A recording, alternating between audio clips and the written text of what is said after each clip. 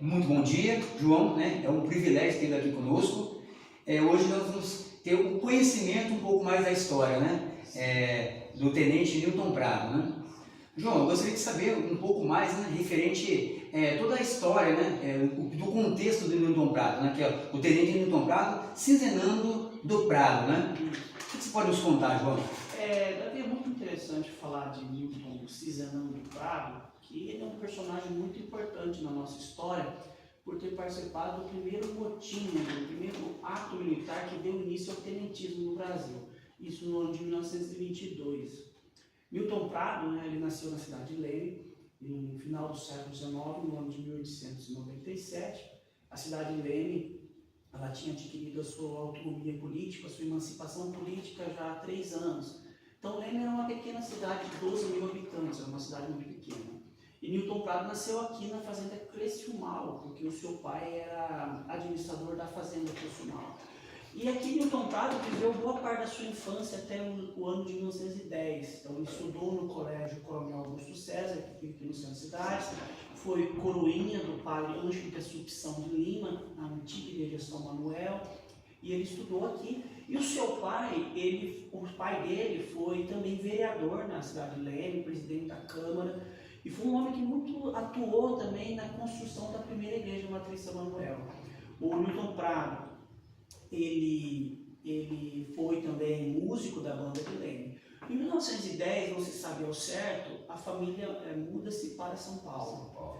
Eles vão morar em São Paulo. Eu acredito que o Pedro da Silveira Prado, que era o pai de Newton Prado, foi para lá porque fugir de perseguições políticas, porque Leme, a luta entre coronéis aqui era muito forte.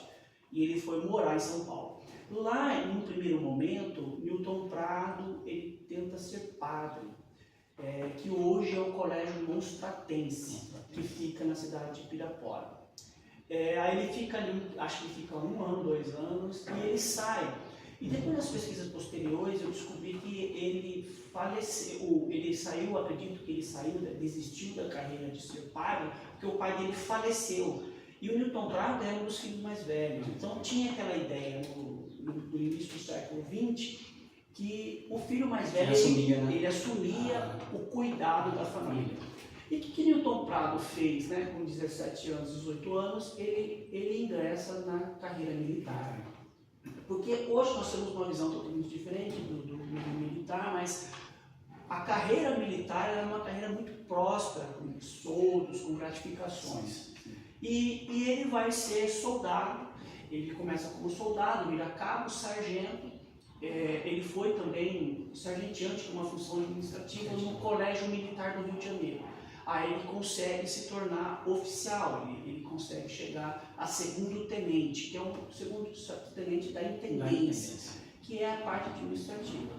E em 1922, ele vai servir em 1920, ele vai servir no Forte de Copacabana, que era a maior construção militar na época, que era um grande avanço. O Brasil tinha conquistado essa grande fortaleza, que era um tipo de construção muito empregada pós-Segunda Guerra Mundial de você proteger determinadas fortificações. Então, no Rio de Janeiro você tinha o Forte Copacabana numa ponta, né, porque, não sei quem conhece o Rio de Janeiro, você tem 2 fortes aqui, e no meio você entra na Baía de Guanabara. Então, era o Forte Copacabana e a Fortaleza de Santa Cruz do outro lado, que fazia a proteção da cidade do Rio de Janeiro. Então, era um tipo de forte que conseguia destruir navios, enfim. E o Newton Prado foi servir nessa maior fortaleza militar no Brasil na época.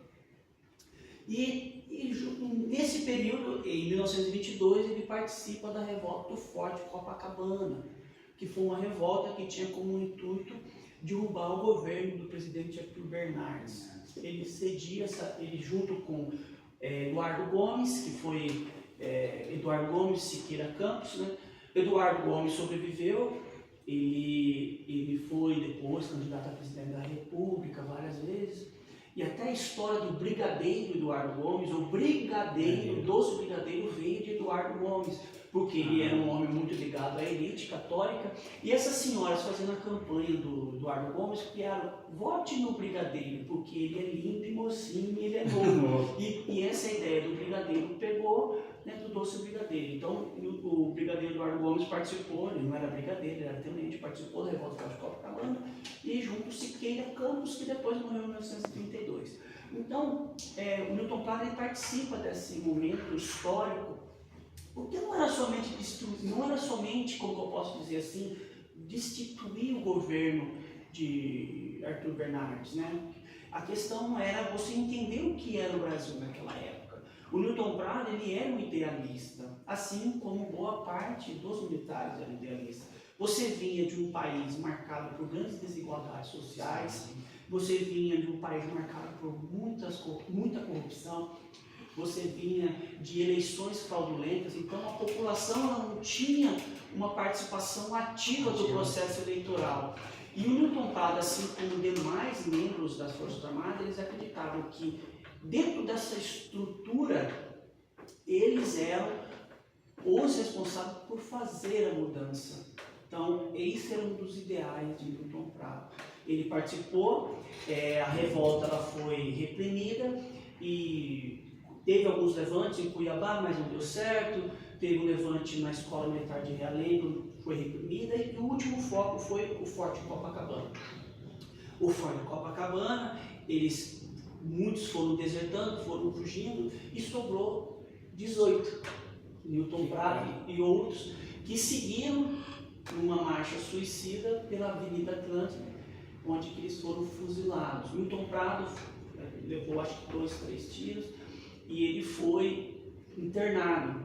Aí dizem que ele recebeu na época a visita do presidente Epitácio Pessoa, que era o presidente em exercício, e parece que ele teve uma discussão, e Newton Prado, no momento de fúria, alguma coisa, ele preocupado porque tinha dinamites, bombas que estavam escondidas dentro do forte, ele estava muito preocupado com aquilo. No momento de discussão, não se sabe ao certo, ele tira um desses curativos e ele morre, não por causa do tiro, mas devido à infecção. Então ele era um cara assim, muito idealista, ele acreditava assim, muitos até questionam sobre o Newton Prado, né, em golpe de Estado, não sei como posso dizer, mas ele tinha o ideal dele de um país melhor, um país mais justo, igualitário, né, que a massa populacional entendesse um pouco o que era esse Brasil em 1922.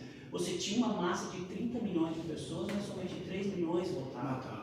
Então, Newton Prado ele simboliza muito isso, essa questão do patriotismo, de um Brasil mais justo e igualitário. Legal. E, assim, na sua visão, em todo esse contexto, o que você acha que foi o legado dele? Olha, eu vejo assim que o legado de Newton Prado é essa luta por um país melhor, um país mais justo, um país mais igualitário, o acesso à educação, o acesso à saúde, que até então não existia, né? Embora, entretanto, todavia,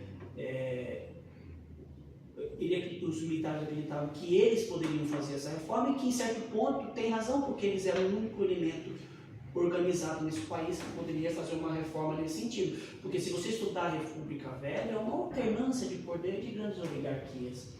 Então, podemos dizer assim que os presidentes da República, eles lutavam pelos interesses de uma elite dominante.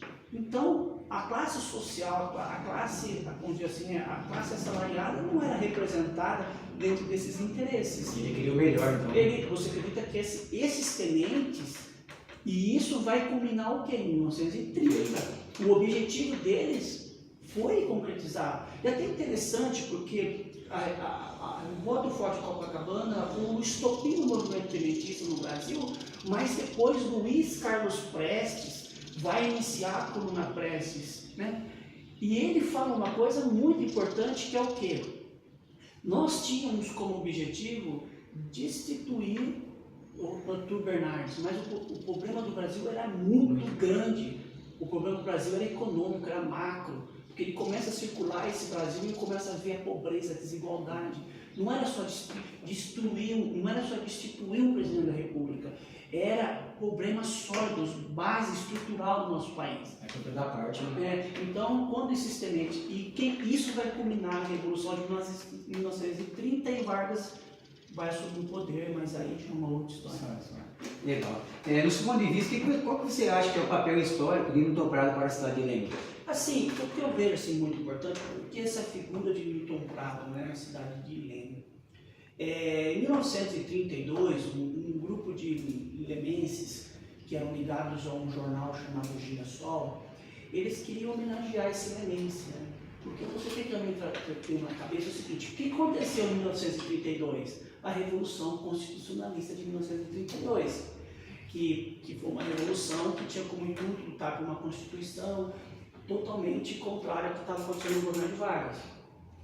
E esses lemenses, eles se reuniram para homenagear Newton Prado e construíram, angariaram dinheiro, né, junto à população, muitos contribuíram, porque se você for analisar, é uma loucura o que Newton Prado fez. É uma loucura, porque ele saiu verdadeiramente para a morte. Não tem como você, com 18 pessoas, você combater uma bateria, entendeu? Então, ele tinha um ideal, o que eu acredito que hoje não existe mais nessa juventude de hoje em dia. Ninguém vai pegar e vai fazer o que ele fez. Vai para a morte, né? Entendeu? Então, tipo assim, ele era um patriota exacerbadamente. E eu acho assim que a população lemense, ela fez isso nesse momento justamente para homenagear esse lemense. Aí eles angariaram fundos. Esse busto que está aí foi feito por um grande escultor na época, João Batista Levi, ou Levi, que eu não lembro o nome dele, que é feito de estanho, uma obra de arte que infelizmente eu acho que boa parte da população lemense não sabe. E no primeiro momento foi feito só o busto ali, inaugurado o busto em fotos aéreas, quem quiser depois na internet tem essas fotos, foi lançado. Aí em 1950 foi feita a Escola Newton Prado, que foi uma escola moderníssima para a época, baseada num arquiteto suíço, que eu não lembro agora o nome dele, quem quiser pode ver no documentário, que era uma escola espaçada, que as pessoas pudessem ter contato com a natureza. Então, nós tivemos uma chance de ter uma escola tão moderna e que foi depois homenageada com o nome de Newton Prado. Na década de 60, os restos mortais de Newton Prado foram transladados onde é hoje o busto. Era busto, hoje é um mausoléu, onde estão os seus restos mortais. O que eu vejo assim que Newton Prado simboliza para o Brasil em si, essa ideia, né, de ser cidadão, ser patriota, buscar um país melhor, um país justo e igualitário. É isso que eu vejo no Newton Prado, apesar dos pesares, né? Não tem como nós analisarmos Newton Prado com a visão de hoje. Nós estamos em 2025. Os ideais que movimentavam Newton Prado em 1922, o momento histórico que ele vivia, é totalmente diferente de hoje. Não tem como eu pegar uma conjuntura nacional que nós estamos, no momento histórico que nós estamos, e ligar esse com 1922. É um outro momento histórico. Mas ele foi um personagem assim que ele acreditava, ele tinha um ideal, ele lutou pelo ideal que ele acreditava. Ele queria um país justo e ele acreditava que isso poderia ser feito por ele. E é muito interessante que a Fileta Benapom, né, que é a mãe de Newton Prado, no espaço de 10 anos ela perdeu 2 filhos, porque ela perdeu o filho dela, o Newton Prado, em 1922, e ela perdeu o João Batista Prado em 1932, na Revolução Constitucionalista de 1932. Então, assim, basicamente é isso que eu acredito, assim, pesquisando sobre o Newton Prado, que ele simboliza, assim, para a sociedade lemense do Brasil. Perfeito, João. Entrevistamos aqui hoje o João Batista Correia, o historiador da cidade de Leme, tem vasto conhecimento e muitas visitas em alguns outros estados, né? Só temos a agradecer, João. Eu que agradeço e muito obrigado. Nós te agradecemos, viu?